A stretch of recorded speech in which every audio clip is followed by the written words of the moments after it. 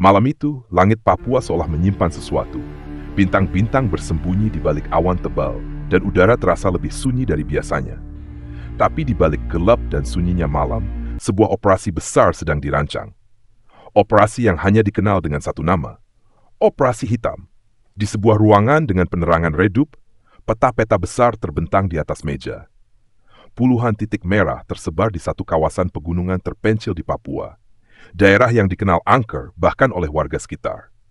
Disinilah KKB, kelompok kriminal bersenjata yang selama ini menebar teror, membangun markas utamanya. Letkol Damar, komandan satuan gabungan dari Densus 888, menatap layar laptop yang menampilkan rekaman drone beberapa hari terakhir. Mereka sudah lebih siap dari yang kita duga. Senjata berat, ranjau, bahkan penembak jitu di Bukit Barat. Ini bukan operasi biasa, tapi tajukan pasukan biasa.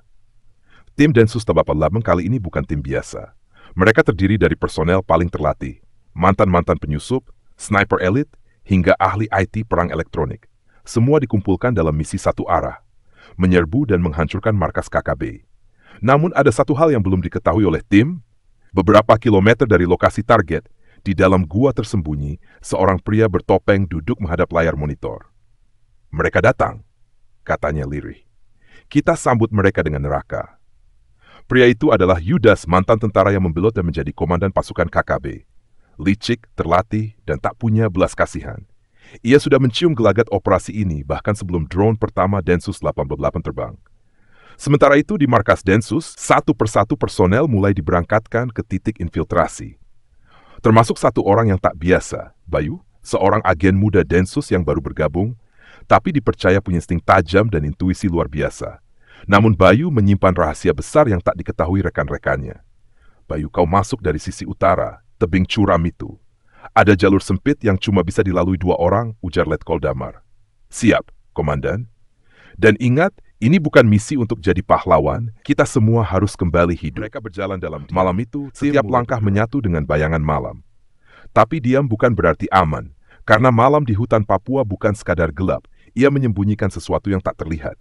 Dan malam itu, Densus 888 tak sendirian. Jalur utara yang dilalui Bayu dan tim kecilnya terasa sunyi. Terlalu sunyi. Burung malam tak bersuara, angin seolah menahan napas. Bayu merayap di sepanjang tebing sempit, hanya berjarak 1 lengan dari jurang yang langsung menganga ke dalam kabut. Mereka tidak tahu bahwa Yudas sudah menyiapkan kejutan. Di pos pengintaian KKB yang tersembunyi di atas pohon besar, 2 orang bersenjata lengkap mengamati melalui night vision scope. Tim utara sudah masuk jebakan. Aktifkan ranjau laser di jalur sempit, perintah Yudas lewat radio. Seketika, garis laser tak terlihat mengaktifkan barisan ranjau kecil di tanah. Tapi keberuntungan malam itu masih berpihak pada Bayu. Ia tiba-tiba menghentikan langkah dan memberi isyarat tangan. Tunggu, ada sesuatu di tanah. Dengan sigap, ia mengaktifkan alat pemindai medan elektromagnetik. Dan benar saja, pola medan di jalur mereka berubah drastis. Ia menyadari ada beberapa titik panas tak wajar yang tertanam di jalur sempit. Itu bukan batu biasa, gumamnya. Bayu mengeluarkan benda kecil mirip drone mini, dilepaskannya ke arah jalur yang dicurigai. Dan, boom, satu dentuman keras mengguncang malam. Burung-burung liar beterbangan. Tim Bayu terpental mundur. Beruntung mereka belum terlalu dekat ke titik ledakan. Mereka tahu kita datang, ujar salah satu anggota tim sambil berlindung di balik batu. Sementara itu di sisi lain pegunungan, Letkol Damar dan tim utama mulai merasakan tekanan berbeda. Sinyal radio mulai terganggu sal, GPS tak lagi akurat, dan suara-suara aneh terdengar di balik pepohonan. Yudas memang bukan lawan biasa. Ia bukan hanya menyusun pertahanan fisik, tapi juga menyebar perangkat pengacau sinyal dan jebakan psikologis. Hutan itu kini berubah jadi ladang perang penuh tipu muslihat. Dan di antara semua itu, Bayu mulai menyadari sesuatu yang aneh. Taktik mereka terlalu tur untuk KKB biasa. Seolah-olah mereka dilatih militer. Dari balik monitor di markas Densus yang jauh di Jayapura, seorang analis mengirim sinyal ke Letkol Damar. Pak, kami baru mengidentifikasi sinyal komunikasi mereka. Dan ini aneh. Mereka memakai enkripsi milik jaringan internasional yang biasa dipakai tentara bayaran. Letkol Damar terdiam. Tangannya mengepal. Berarti kita bukan hanya melawan KKB, tapi juga musuh yang jauh lebih bahaya dari musuh yang tak terlihat. Tapi jauh lebih mematikan adalah musuh yang kita kira sudah mati. Letkol Damar menggenggam headphone-nya erat. Suara dari markas pusat mengulang kode sinyal yang berhasil mereka retas dari komunikasi KKB. Tapi ada satu hal yang membuat jantungnya berdegup lebih keras. Kode itu bukan kode biasa. Itu adalah kode militer rahasia milik unit hitam yang pernah dibubarkan belasan tahun lalu. Ini kode milik unit Barong, kata Letkol Damar pelan. Tapi unit Barong sudah dibubarkan. Semua anggotanya dianggap hilang atau tewas. Satu nama muncul dalam benaknya. Yudas Waipurba, seorang mantan instruktur taktik tempur unit Barong. Dulu dia dikenal jenius, tapi ekstrem. Ia pernah berkata, perang adalah tentang menciptakan ketakutan, bukan hanya kemenangan. Yudas tak pernah ditemukan sejak operasi terakhir di Aceh 15 tahun lalu. Ia diduga tewas, tapi ternyata ia justru menjadi arsitek kekacauan baru di Papua. Sementara itu di sisi utara, Bayu dan timnya mulai memasuki zona lembah yang penuh kabut. Tapi sejak ledakan ranjau tadi, Bayu merasa ada yang mengawasi mereka. Perasaannya tak salah. Suara logam. Bayu refleks berbalik dan melihat seorang bertopeng mendekat, tanpa suara, tanpa napas berat dan membawa ambush! Teriak Bayu. Kontak senyap terjadi. Beberapa sosok bersenjata rudimenter namun sangat terlatih menyerang dari balik pepohonan. Bayu terlibat duel jarak dekat. Tangannya tergores, namun ia berhasil mengunci lawan dan menjatuhkannya ke tanah. Saat ia membuka topeng si penyerang, apa ini? Wajah pria itu penuh dengan tato asing. Tapi yang membuat Bayu terkejut adalah medali kecil yang tergantung di leher pria itu. Lambang unit Barong. Mereka bukan hanya pengkhianat, mereka mantan pasukan kita sendiri.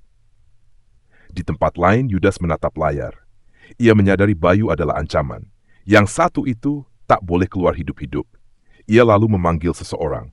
Seorang perempuan bersenjata laras panjang mengenakan rompi hitam dan tato naga di lengan kanannya. Mantan sniper elit militer juga hilang bertahun-tahun lalu. Kini dialah bayangan hitam, pemburu dalam tim Yudas. Cari agen bernama Bayu, bunuh kalau perlu. Tapi kalau bisa, tangkap hidup-hidup.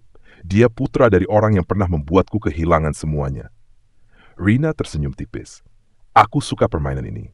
Yang belum diketahui oleh Damar dan Bayu, Yudas tak hanya ingin mempertahankan markasnya.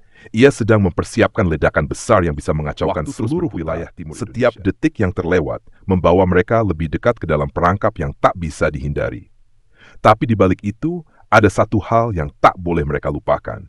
Yudas sudah mempersiapkan serangan terakhir, sebuah permainan yang akan mengguncang tanah ini. Bayu terengah-engah, matanya tajam mengamati sekeliling. Ia baru saja berhasil melumpuhkan salah satu pengawal Yudas. Namun perasaan bahwa mereka masih terperangkap tak bisa ia hilangkan. Ini lebih besar dari yang kita kira, Tim, ujar Bayu melalui komunikasi radio. Ini bukan hanya soal markas KKB. Ini rencana yang jauh lebih besar. Tapi Damar, yang kini memimpin pasukan utama, tak bisa menunggu lagi. Ia memberi perintah untuk melanjutkan serangan ke pusat markas KKB. Tim bergerak dengan cepat. Namun di sepanjang perjalanan, mereka mulai menemukan jejak darah yang mengarah ke sebuah gua besar di puncak gunung. Disinilah Yudas dan anak buahnya bersembunyi, dan dari sini pula mereka berniat meledakkan fasilitas penting yang ada di sekitar mereka. Ayo, kita tak punya waktu. Jika kita terlambat, semua ini akan hancur, kata Letkol Damar. Namun, saat tim Densus 88 bergerak menuju gua, mereka dihadang oleh serangan tak terduga. Tembakan sniper terdengar di belakang mereka. Beberapa anggota tim tersungkur ke tanah. Rina, desis Damar. Mereka punya sniper yang lebih berbahaya daripada yang kita kira. Rina, si pemburu dari masa lalu, muncul dari kegelapan. Ia duduk di balik bebatuan, tenang seperti badai yang sedang menyelinap. Dengan tembakan presisi, ia berhasil melumpuhkan 2 sniper Densus yang sudah mulai mendekat. Namun, Bayu tak menyerah begitu saja. Ia melawan gelombang serangan itu dengan gerakan cepat, mendekat dan menembus garis pertahanan musuh. Saat ia berhasil mendekati titik strategis, ia merasakan ada sesuatu yang aneh. Tunggu, ada suara. Suara itu terdengar semakin mendekat. Suara letusan kecil, kemudian dentuman keras yang menggelegar. Bayu menyadari sesuatu yang mengerikan. Bahan peledak telah tersebar di seluruh kawasan gua dan bukit ini. Yudas dan pasukannya memanggang rencana yang jauh lebih mengerikan. Bukan hanya menyerang mereka, tapi menghancurkan seluruh wilayah. Mereka mempersiapkan bom besar. Kita harus cepat. Bayu berteriak melalui radio. Di luar gua, Damar dan timnya sudah merangsek maju. Namun mereka tak tahu bahwa jebakan pakan paling besar sudah menanti terasa seperti jam. Waktu terus berdetak, dan setiap langkah menuju pusat kekuatan Yudas adalah langkah lebih dekat ke dalam kegelapan yang tak terlihat. Di luar, pasukan Densus 88 bersiap menghadapi kematian yang datang tak terduga. Tapi dalam perang ini, siapa yang benar-benar siap untuk mati? Bayu bergerak cepat, berlari melintasi terowongan sempit dalam gua. Setiap detik, ia merasa semakin dekat dengan pusat markas KKB yang tersembunyi di balik bebatuan besar. Namun keringat dingin merayap di tengkuknya. Kemanapun ia berpaling, bayangan Yudas seperti terus mengikuti. Di luar gua, Letkol Damar memimpin pasukannya untuk menyerang pos-pos pertahanan KKB yang tersebar di sekitar bukit. Ledakan-ledakan kecil terdengar di sepanjang jalur, mengguncang tanah, namun itu hanya bagian dari perangkap yang lebih besar. "Tim, jangan berhenti, waktu kita semakin sempit," teriak Damar. Tiba-tiba, gemuruh keras terdengar dari dalam gua. Bayu berhenti sejenak menahan napas. Ledakan besar mengguncang bumi, meruntuhkan dinding gua di sekitarnya. Tanah bergetar hebat dan debu tebal memenuhi udara. Bayu hampir terjatuh, namun dengan refleks cepat ia memegang batu besar yang ada di dekatnya, menjaga keseimbangannya. "Ledakan utama, kita hampir terlambat," teriak Bayu di radio. Di luar gua, Letkol Damar sudah merasakan perubahan. Ia tahu bom besar itu akan segera meledak dan menghancurkan semuanya. Mereka harus cepat menghentikan Yudas dan kelompoknya. Tapi tepat di saat itu, Rina muncul di hadapan Bayu, dengan senyum tipis di wajahnya.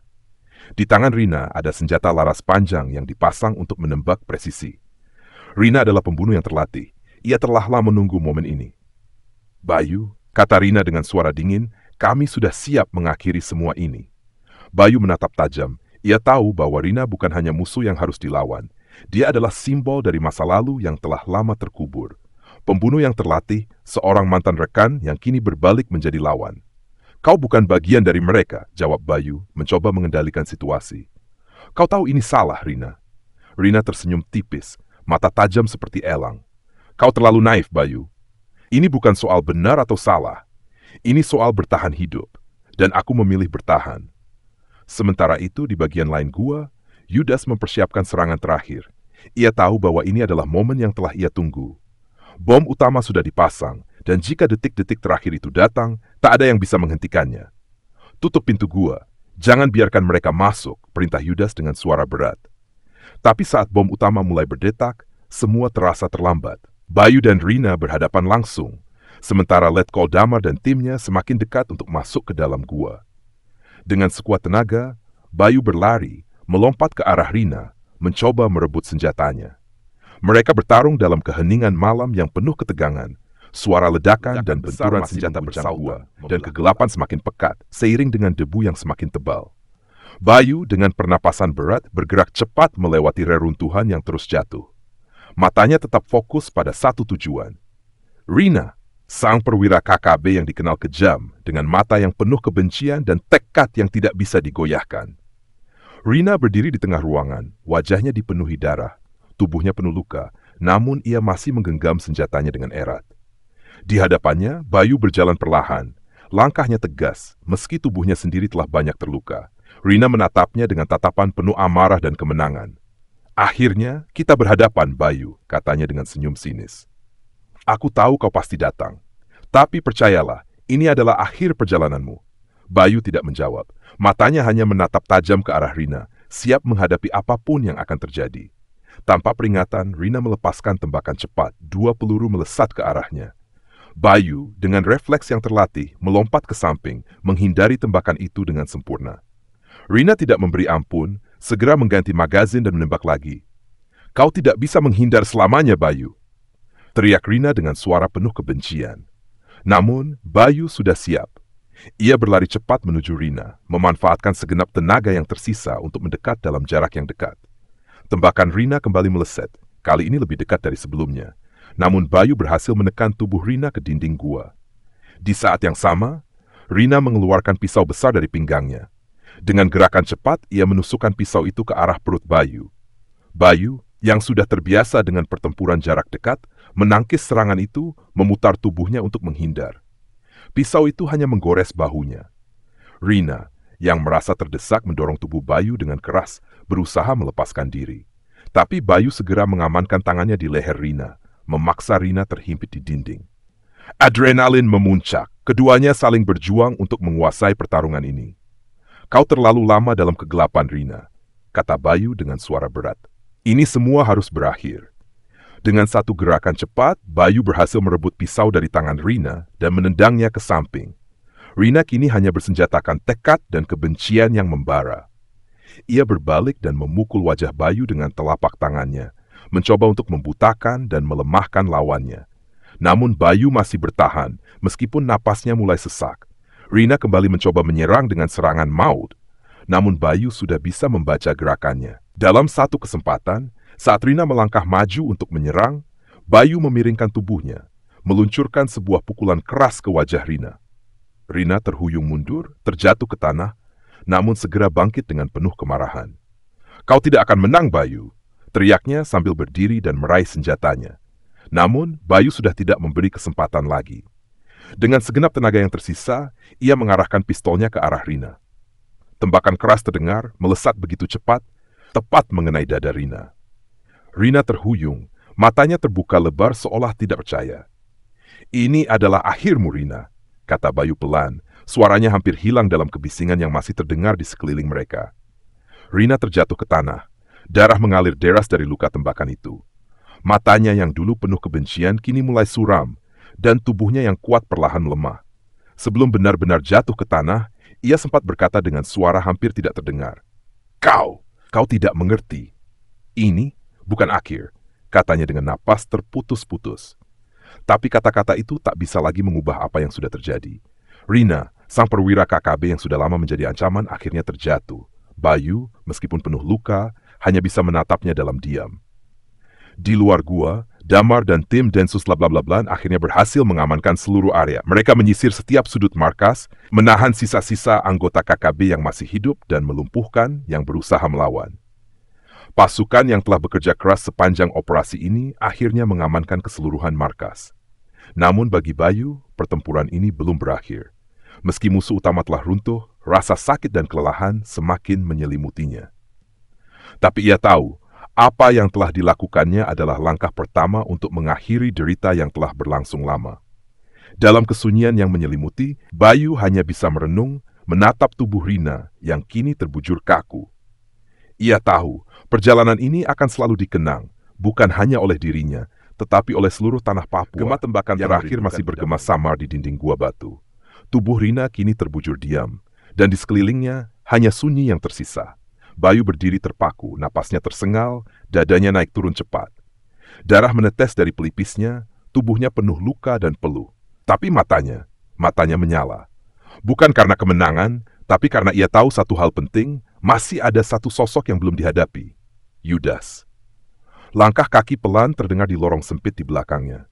Suara tapak sepatu yang tenang, terlalu tenang untuk situasi kacau seperti ini. Bayu perlahan berbalik. Dari balik bayangan batu muncul Yudas, mengenakan rompi hitam dengan simbol tengkorak kecil di dadanya. Di tangannya, senjata laras pendek, dan di wajahnya, senyuman sinis yang penuh pengkhianatan. "Akhirnya kau sampai juga ke ujung jalan, Bayu," ucap Yudas sambil melangkah maju. Bayu memicingkan mata. Tangannya menggenggam pistol, tapi tak langsung mengangkatnya.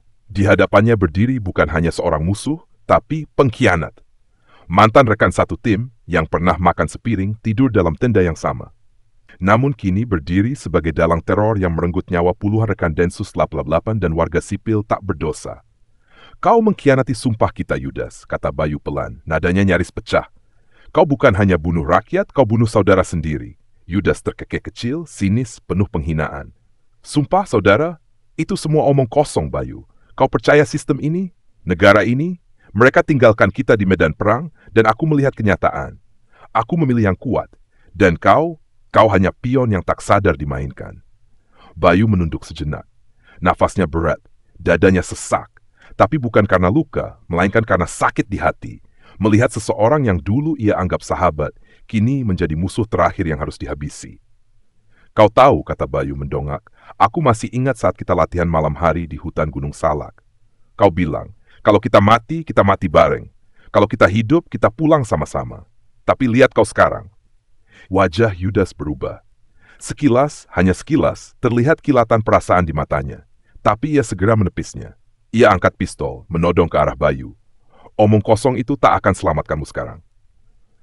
Bayu bergerak cepat, melompat ke samping, melepaskan satu tembakan mengenai batu besar di dekat kaki Yudas. Yudas balas menembak. Peluru berdesing, menabrak dinding gua. Mereka saling tembak, saling sembunyi, saling mengintai. Pertarungan yang tersisa kini bukan soal strategi, tapi soal dendam, pengkhianatan, dan kebenaran yang dicabik-cabik. Bayu maju perlahan mendekati posisi Yudas. Mereka akhirnya saling berhadapan dari jarak dekat. Pistol mereka saling terarah, jari dipelatuk, mata saling menatap. Tak ada lagi kata. Detik yang sunyi. Lalu dua tembakan meletus nyaris bersamaan. Bayu terpental ke belakang, lututnya lemas. Tapi saat ia bangkit, ia lihat Yudas roboh. Peluru Bayu menembus dadanya, tepat di atas jantung. Yudas terbaring, napasnya tercekat, matanya menatap langit-langit gua. Bayu perlahan mendekat, menatap pria yang dulu pernah ia anggap saudara. Kenapa harus jadi begini, Das? Yudas membuka mulut. Suaranya lemah, hampir tak terdengar. Karena aku lelah percaya pada harapan kosong. Setitik air mata jatuh dari sudut mata Bayu. Ia tak pernah menyangka menembak pengkhianat akan sesakit ini. Tapi ia tahu, Yudas telah memilih jalannya sendiri. Aku hanya ingin bebas, ucap Yudas sebelum akhirnya tubuhnya diam tak bergerak. Bayu menatap tubuh itu lama, seolah waktu berhenti. Di luar gua, matahari mulai terbit. Cahaya menembus celah gua menyinari wajah Bayu yang penuh luka dan debu. Cahaya itu juga menyinari tubuh Yudas yang kini terbujur kaku. Di luar, suara helikopter mulai terdengar. Tim evakuasi datang menjemput. Operasi dinyatakan berhasil. Semua pemimpin KKB telah dilumpuhkan. Puluhan anggotanya ditangkap hidup-hidup. Rakyat Papua yang selama ini hidup dalam ketakutan mulai menyambut harapan baru. Bayu berjalan keluar gua dengan langkah berat. Tapi di hatinya ada satu hal yang tak bisa dihapuskan. Rasa kehilangan. Bukan hanya karena teman-temannya yang gugur, tapi karena seorang sahabat bernama Yudas yang memilih menjadi musuh. Dan di langit Papua yang biru, Bayu berjanji dalam hati, selama aku hidup, tak akan ada lagi pengkhianatan seperti ini. Damai akan ditegakkan, meski harus kulalui dengan darah. Tamat. Cerita ini adalah fiksi, terinspirasi dari genre aksi thriller dan tidak mencerminkan kejadian nyata.